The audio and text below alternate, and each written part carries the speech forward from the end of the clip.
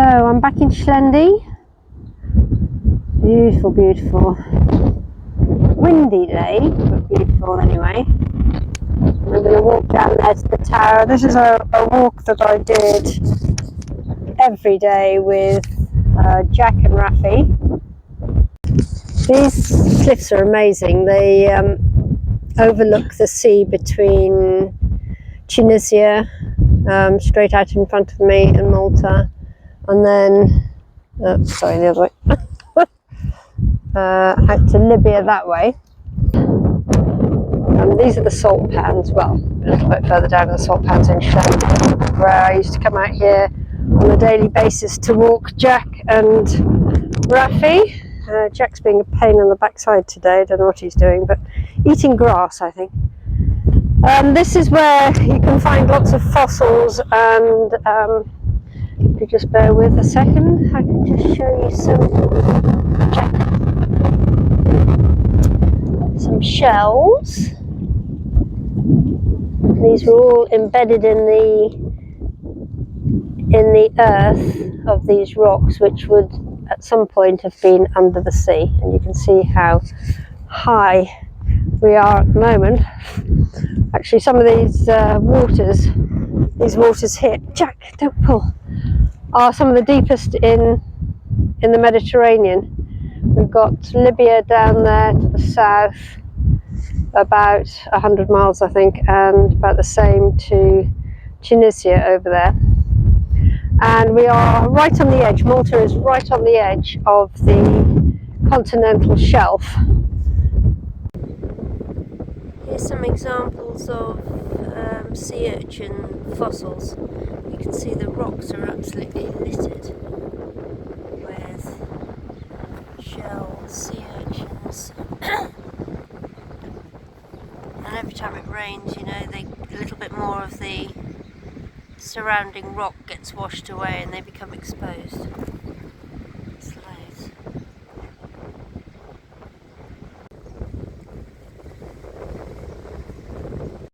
Yeah, so some of the deepest waters in the Mediterranean are just off this coastline. To say we're just on the edge of the continental shelf, and it drops off at about half a mile from here to over a mile deep. I mean, it's extraordinarily deep. And just out here too, there is a sunken galleon with, I think it's Greek, with lots of Greek urns and things on them. I think they're trying to excavate it, or at least I think they're trying to record all where the ship lies and the Greek pots. Having a bit of a pain today. He's just covered me in very muddy water. This is where some of the Game of Thrones is filmed as well, on this particular rocky outcrop. Not that I've ever watched it, but my son tells me that's where it was filmed. I've had some really interesting experiences up here on my spiritual journey, if you like. I had a very strong feeling that I had a past life here in Gozo, and it's where the first of my medicine women paintings kind of started. A woman, or women, kept painting. They were all slightly different, but basically the same idea. They were turbaned medicine women that had come from North Africa, that had travelled here with their herbs and their potions. And it turned out that I felt very strongly during a shamanic journey that this was actually a past life of mine that I had encountered, or I had actually been one of these medicine women, and possibly the friends that I have on Gozo were in that lifetime as well. So it holds a very special place for me, and especially here in Schlendi, which is where it all kind of started, really, where that feeling of having been here before really took a hold. Although, sorry, Jack's dragging me along. So this is kind of where all of that started taking a hold, where it all started feeling like it was true, that maybe this is why I was called here to Gozo, because I really didn't know why I ended up here. It was a kind of a catalogue of misadventure, if you like. And I ended up staying because the minute I stepped foot onto this island, this in particular rather than Malta, I felt that I was home. It was a very strong feeling, and all the people that I've met, that I've become close to on this island, have a real strong sense that we shared a past life here somehow, and that we have shared karmic relationships with some, shared friendships with others. So yeah, it's a very special island.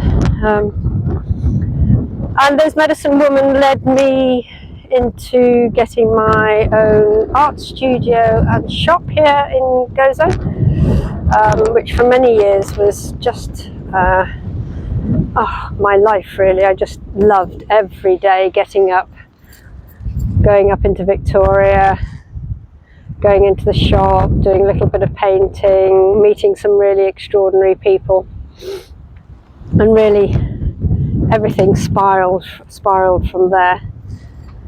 So yeah, it's a very, very special place. See the tower up above me? Oh. That's one of the lookout towers. It's good to be back here.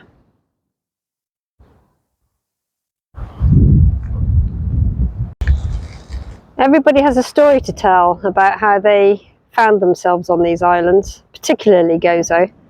Not so much Malta, I don't think, but particularly Gozo. Everybody has some kind of story about how they ended up here, not really expecting to come to Gozo, not planning, but somehow the universe managed to change their lives, so they ended up here, whether it was a cancelled air flight to go somewhere else and they thought, oh well, we'll just spend a few days here, or like me, sticking a pin in a map and thinking, I can try it for a year max, and then I'll think of somewhere else to go, and you end up staying here. Yeah, everybody's got a story and everybody's looking for something. So Gozo pulls them in, and it has a great power for healing people if they're prepared to listen to her, listen to the rocks, listen to the energy of the place. And then when their time is up, when things are looking healthier for them, they move on. In fact, Gozo spits out those people that aren't supposed to be here. And I know a lot of people who don't last 6 months here, that they find, for whatever reason, whether they're spiritually inclined or not, whether they have an understanding of the energies of the place, a lot of people just find that they can't be here, so they go. So if you're one of the lucky ones that was drawn in and you're able to stay, then yeah, what a great place. It has its drawbacks. I mean, I keep saying this, nowhere's perfect, and in these days, this day and age, that tourism overtakes the place. I mean, I've noticed today, at the end of March, which is normally a really quiet period, it is buzzing with people. I went to a restaurant with a friend for lunch today, and it was packed with coach loads of people, and it's unheard of. So all good things must come to an end, I guess, and maybe Gozo has seen its better days. Never tire of this view.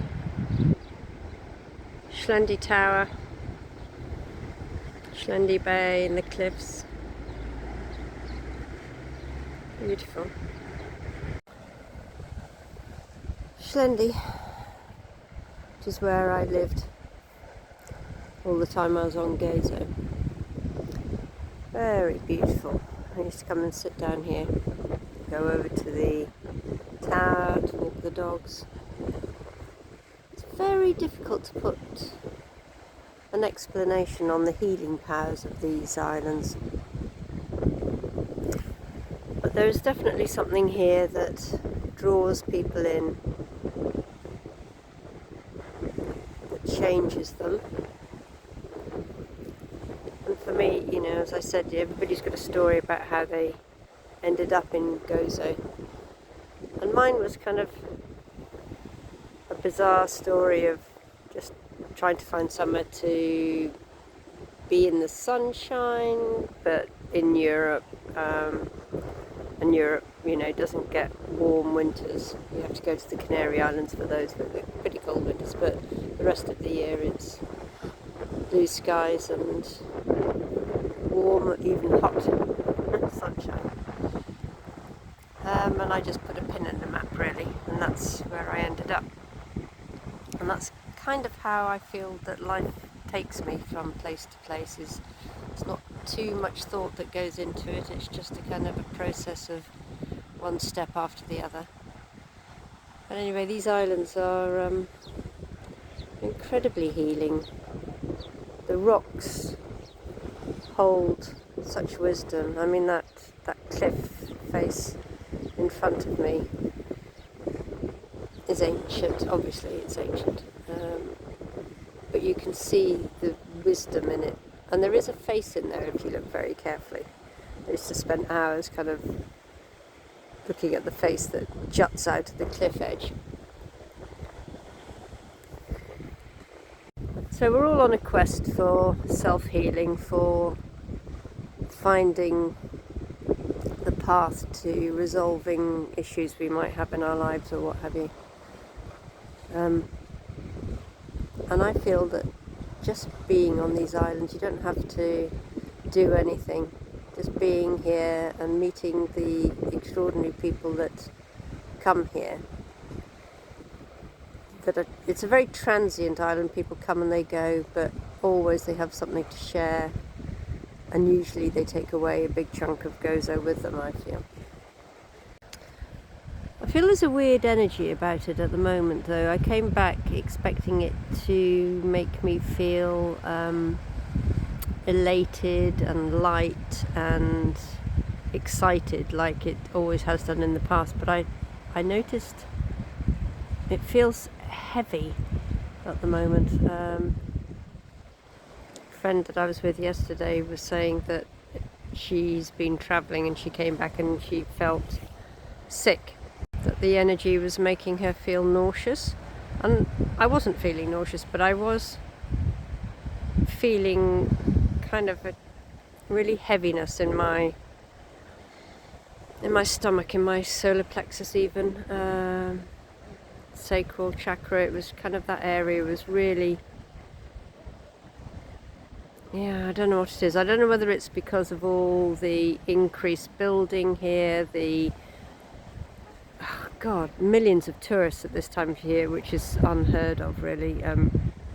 You know, normally the busy season is from April through to September, but it's March and there are coach loads of people, and that makes me feel quite saddened that everybody's jumping on the bandwagon, you know, trying to make as much money as they can, I guess, in a short period of time.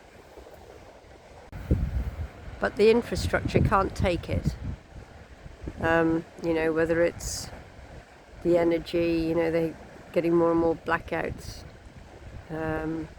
Whether it's, you know, is there enough water for everybody?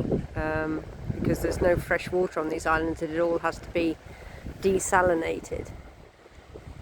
The roads aren't capable of holding all this traffic. You know, up in Victoria yesterday, I just noticed that, oh God, can't move. The cars are moving so slowly. And I think maybe that's what's making me feel heavy, that it's just overwhelmingly not the place I came to all those years ago. And, you know, I appreciate that progress has to be made, but it seems that it's above and beyond what is needed on these islands, really. Or it could be that, you know, Grandmother Earth is kind of just shaking things up a bit. She's vibrating at a higher level, and we have to assimilate our bodies in order to acclimatize ourselves to a differing vibration. The bedrock of these islands is made up of calcite crystal, which is a high vibrational crystal which magnifies the energy that is being given off. So if you're wearing calcite and you're in a bad mood, it will magnify the low vibrational mood you're in, or conversely, if you're in a high vibrational vibe, the calcite will magnify that and make you feel so much better. So maybe that the crystal is actually holding a sort of a denser energy at the moment, and it's giving that off, and it's creating a vibration that is then being assimilated by people, which is making them feel not so good, and consequently the calcite is then magnifying that feeling. So it's a bit of a vicious circle, really. Yeah, it's interesting, this crystal that you can find in various parts of the island, especially when it rains. The soil, the dry soil, is washed away, and these crystals just appear and get washed down the hillside. So it was one of my favourite things to do, is to go and collect sort of small bags of crystals after a rainstorm. But it's not everywhere, it's only in certain pockets on the island. But maybe that's it, maybe the crystal is kind of magnifying the heaviness of what's going on these islands at the moment. But it doesn't feel good. It doesn't feel good at all. I mean, I love coming back because I catch up with my old friends, but would I want to come back and live here? I don't know at the moment. I'd certainly love to come and spend more time, because I like to be with like-minded souls, and I have a good bunch of friends here that is always good to catch up with. It's always very healing to be with them, to spend a day with them. We were down at Hondok yesterday and just sitting on the beach in our jackets because it was quite windy and quite cold. But we were there for 5 hours or something, and just was the most nourishing conversation I've had in a very long time. So that's kind of, what I miss.